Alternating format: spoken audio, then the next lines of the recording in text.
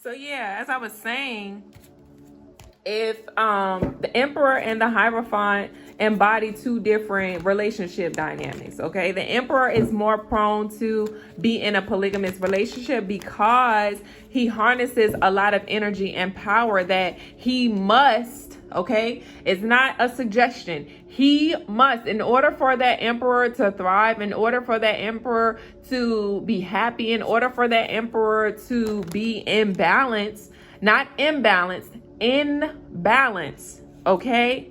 In order for him to thrive, he is going to have to pour that energy into multiple sources because he is a divine masculine. He's a powerhouse, okay? He came here to procreate with multiple women, okay? And also, when it comes to science, okay, men produce millions and millions of sperm. I don't care. I really don't care about the earthly matters, okay, or what all you have been taught. When you look at it in a logical standpoint, or when you look at it from a logical standpoint, okay. So this is high priest empress energy, okay. So queens, this is not, if you are a part of the collective body who is a queen, okay, you don't have the spiritual wisdom to understand this. If you are a page or a knight that is a feminine energy, you have not come to this understanding. But if you have graduated to becoming an empress, high priestess, or a goddess, you have an overall understanding, and overstanding of the spiritual wisdom that comes with being able to define what all our existence consists of beyond earthly matters. All right? The hidden aspects, the occultic knowledge, okay? That's Scorpio 8th house energy. So if you are the type of woman who feels that she has to compete and compare herself to other feminine energies, you have to do some sort of shadow work. You have to check your ego, okay? And like I said, this energy is embodied with feminine pages and knights. But also, so these are initiates and recruits, okay? The lower aspects of the women, the collective feminine body, but also the queens, okay?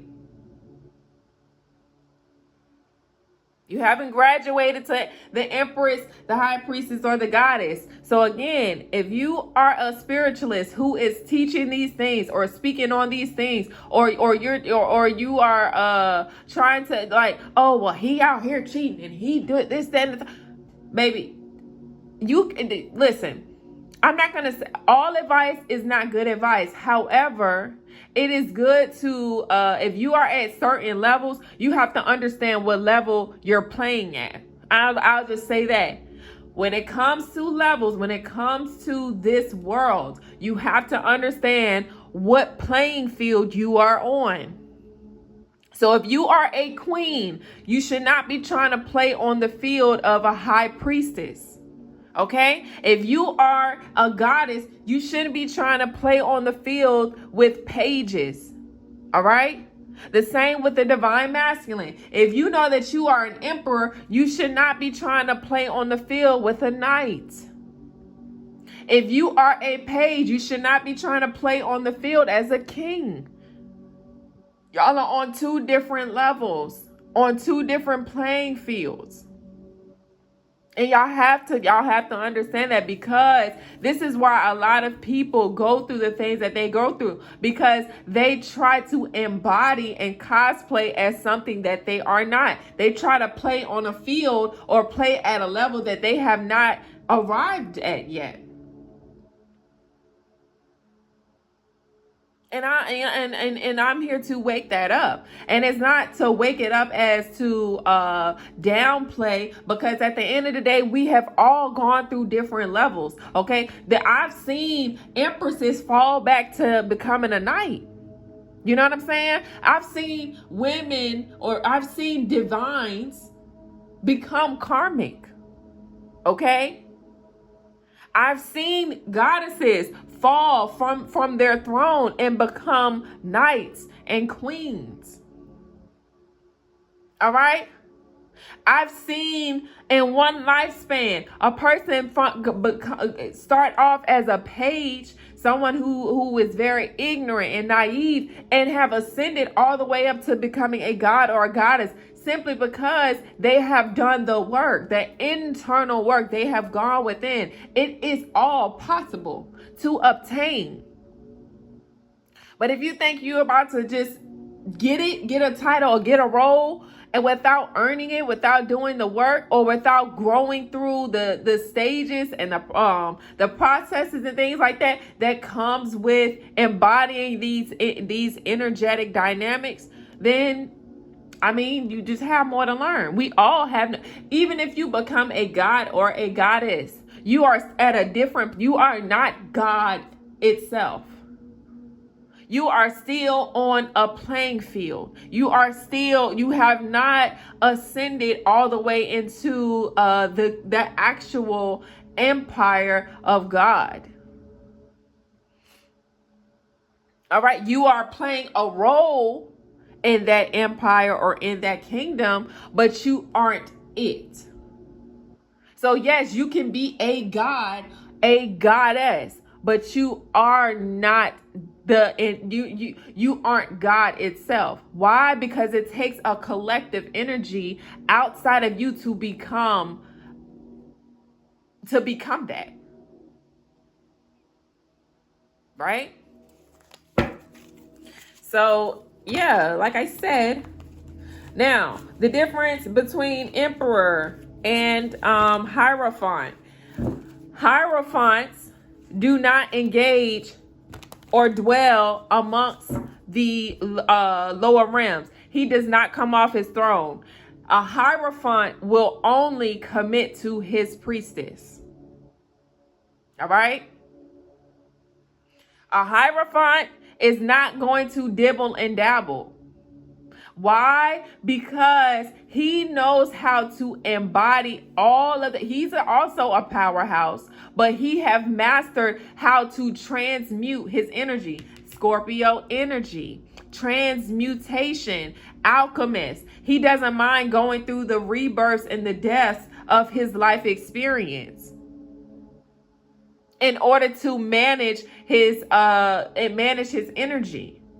But also with the high priestess, okay, when the Hierophant and the high priestess come together, they both know how to channel their energy, for one.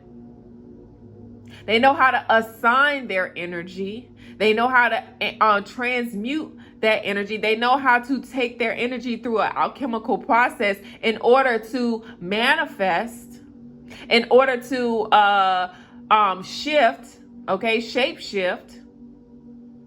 But these powerhouses do not need external sources. They know how to, they are literally a powerhouse. They know how to circulate that energy within themselves. So they don't need external outlets. That's the difference between Hierophant and Emperor. An Emperor has not mastered how to channel and circulate that energy within himself. An Empress, okay, another thing, that's another thing. And when an Empress is at a certain level, she's going to channel that energy outside of herself. She doesn't know how to circulate that energy. So if you are an emperor, most likely you are surrounded by a lot of feminine energy. When you are the empress, you are surrounded by a lot of masculine energy. But once you hone in on those powers, once you really learn how to control the energy within you that you are constantly generating, okay, because Scorpios are generators, right? So once you learn how to circulate that energy within you to create something, to manifest and all of those things, okay, not only honing in on your intuition, but also developing your instincts, or your instincts being developed, and you catch on that quick, you don't need external resources. You don't need external forces. You don't need external people. You don't need anything outside of you, because you know how to hone in on what all you have within you and utilize it. All right. Now, that's through physical earthly means. Okay. So when you are a high priestess or a hierophant, you typically use a lot of earthly tools. Okay, so that's when the crystals come into play, the candles and things come into play, different spiritual tools or different divination tools. However, it's just you, those tools, and God's, the Holy Trinity. Okay, the power of three. That's where that came from. Okay, the Hierophant, the divination tools, and God. The high priestess, the divination tools, and God. That's all you need. That Holy Trinity, that three, right? But when you become a god or a goddess, okay, it becomes God and God. It's a relationship. You basically break away from the third party energy, okay? You break away from the three and you become the two. And that two is essentially one.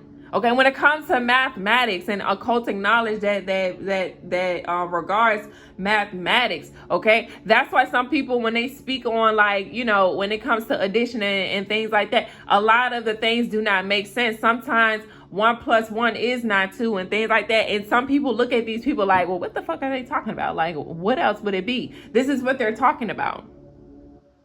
Because you can have two entities, perceived separated entities, that's duality. But once you transcend duality, you understand that as a god or a goddess, you are automatically connected to source, which makes you one. Even though you have, okay, so that's the 11 energy. You can have yourself and you can have God, okay? Two separate entities, but in all reality, it's one.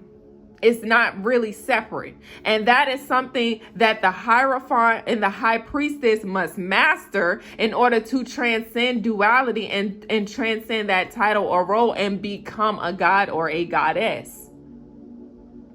All right?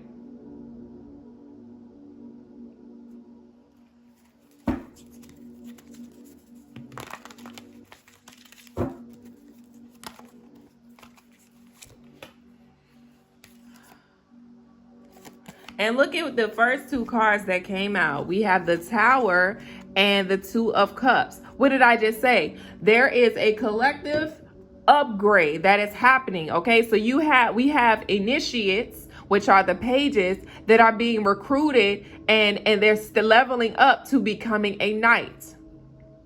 Both feminine and masculine energies, right? So when you are in the energy of the page and the knight, okay, you are developing your feminine and masculine aspects. It has not separated yet. It has become one. That's why you often embody the energy of Sagittarius, where you're carefree. You know, you're exploring your sexuality. You're trying to figure out what it is that you like, what you don't like. You know, you're very, very curious, very childlike energy, right? Very curious energy. Gemini energy, the way you communicate, okay? You often, you know, you speak on everything, or it's just a childlike energy. Okay, so the page is the very childlike energy, and then the knight is more so maturing from that childlike and becoming a teenager. Okay, so that's the earthly aspects, going from a child or a baby, okay, to a more matured teenager. Okay, and then the king and queen is the adult, right? What happens after the adult? You become a senior. Okay, so once you transcend the king and queen, you become the emperor and the empress, which is the senior. What happens when you, after the senior, you develop this, that's the Pisces energy. You develop a certain spiritual understanding and you become the high priestess and the hierophant. So that's more so you being in the void space of development. Development from the physical, transcending the physical into integrating the spiritual. And once you have integrated and embodied that spiritual wisdom and knowledge, you then transcend dualism, okay, which is that void space in between earth and the kingdom or the empire of God, and then you become a goddess or god. All right, so that's what's being personified here, okay, with the Tower and the Two of Cups. someone going through sudden changes, sudden realizations, sudden epiphanies, spiritual growth, okay? That may have manifested from some sort of awakening or catastrophe, some sort of death. Scorpio energy, like I said. We have Mars, Aries energy. All right. And once this sudden change or this sudden realization came into being, okay, this Two of Cups energy is now in alignment. So someone had to go through a spiritual awakening in order to arrive at this reconciliation, okay, this emotional fulfillment, mutual attractions, okay, compatibility, becoming friends, okay? The home is significant, like I said, like I was saying earlier, okay? We have Venus energy, the love, okay, relationship dynamics, that's Libra, 7th house. Then what did I say earlier about the 7 energy, 7th house, okay? That's the God frequency. That's the number of God. We have 7 here. So someone came into realizing about their divinity, which is helping them to integrate the two. Look, we have 1 and 1, 2. So integrating the energy that they harness, and also integrating that energy or connecting with the energy of God, okay? And bringing it together. So again, everyone is going through some sort, well, I'm not going to say everyone because everyone didn't make it, but there are certain groups of individuals who are receiving an awakening, activation, and are ascending. All right. Whether that is a group of individuals who have done the work. Okay, if you are a page, you've done the necessary work, okay, to embody the energy of the night.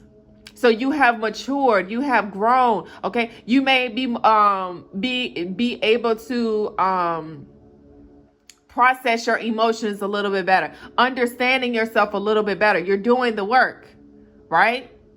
So you're in this teenager energy, so where you are still curious, you're still figuring yourself out, okay? You might be a player, so this means that you are not in a full commitment. You are dating out, dating people. You know, you're trying to figure out, okay, do I like this? Do I like that? And stuff like that. And the energies change. Like I said in another video, just because you have mastered a level, that doesn't mean that you can't switch levels.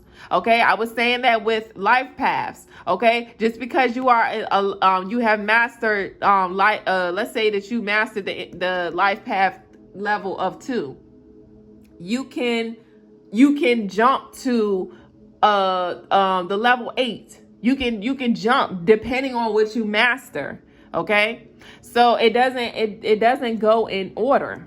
It doesn't. Okay, because you can be a page who aligns with a certain energy. Let's say you are a page and you align with a queen.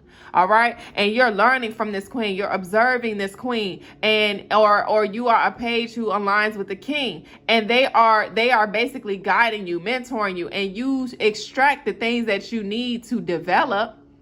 And then you're like, oh, well, you have embodied, you've done the work, and you may surpass the night and be taken directly to the level of kingship, queenship, and become that. It is possible. Okay? It is very, very possible. It is rare, but it is possible. All right? So we have pages becoming knights. Then we have knights becoming kings and queens. And then we have kings and queens who are updating to empresses and emperors. Emperors and emperors graduating to hierophants and high priestesses. People who are graduated from high priestesses and hierophants to gods and goddesses. Okay? But we also have people that are falling.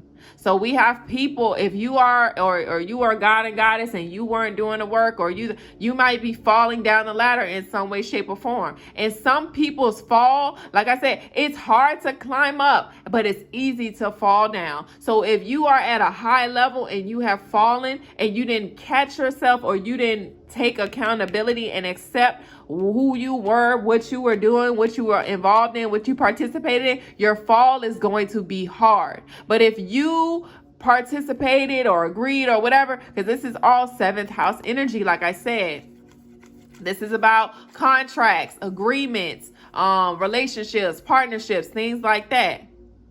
So if you did participate or you did agree or you had some sort of contract or you were in a certain relationship dynamic and you did not do well, and you did do the work, but the work that you are doing, let's say that you fail a little bit from whatever contract you were in, whatever agreement you were in, whatever. Let's say you fell down a little bit, but you were still doing the work. Okay, you may fall from being an empress or an emperor to just falling down one step to being a king and a queen.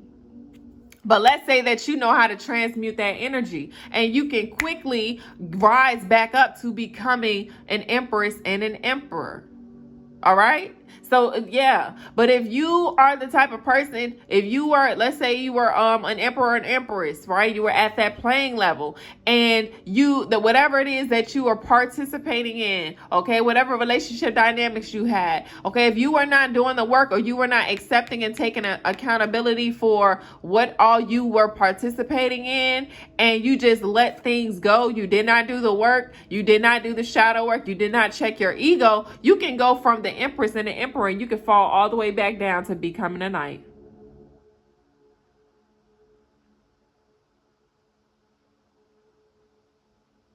Yep.